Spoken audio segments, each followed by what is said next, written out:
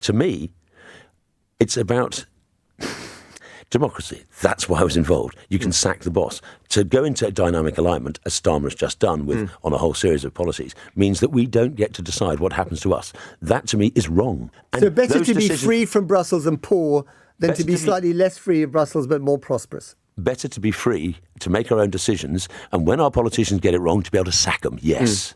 But you can do that. No, you can't, because if whilst a member of the European Union, you do not make the final decision. Foreign court it's a collective thing, isn't it? Yes, but it's not us. It's not democracy. Well, it's diluted, right? It's diluted. Sovereignty is the zero-sum game. You've got it or you're not.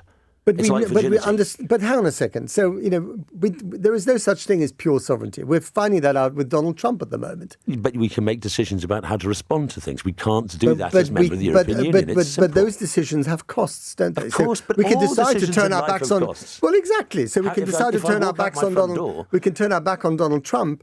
And say we don't need a trade deal with the US because they're being far too mercurial about it all, but we're going to be poorer as a result. Are we prepared to do that? If I walk out my front door, I can turn left or I turn right. We decided to leave the European Union. That was our decision. Precisely. But was it the wise decision? I believe so, because it gives us those freedoms and liberties.